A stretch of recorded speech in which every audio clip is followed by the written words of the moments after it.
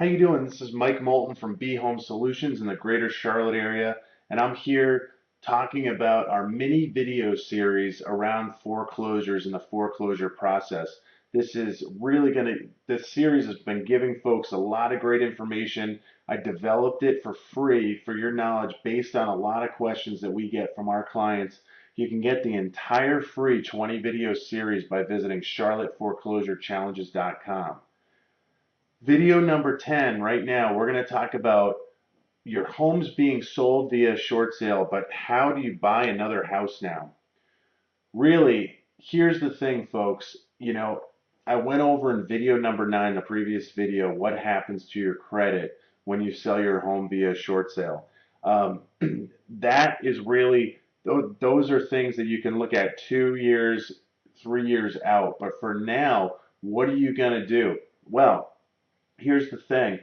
Uh, the key thing is to save your current home from being a foreclosure. Sell it via short sale, get that off your belt, then take a look at, there's a few different ways you can seek other housing.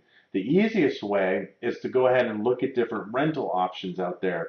A lot of landlords and management companies understand what's been going on with the financial burdens right now of folks trying to keep up their mortgages and understand that you may be facing a foreclosure or had to sell your house.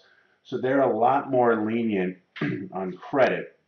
And also another benefit of renting is really it's with the economy the way it is, this really is a buyer's market for buying homes. So that's making the rental market also have some vacancies. Um, it's interesting because I thought we'd see a lot higher rental market due to the loans that aren't available, but and at least in my personal market here, I haven't seen that as much as I would have thought.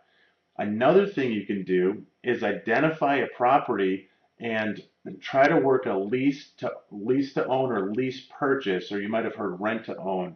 So basically, you can even do this. There's homes out there, there's investors, there's real estate agents that can help you. FISBO for sale by owners. You can actually even suggest this to people because it's a tough economy. People don't want to pay mortgages on vacant houses.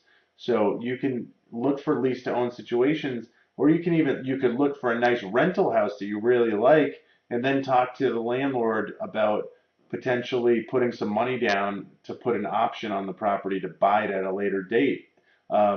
In 2 to 3 years when that short sale has worked its way off your credit report. Or here's another thing, if you wanted to find a house on your local MLS system or through Realtor.com or something like that, you could probably find a house that's been on the market with a high days on market.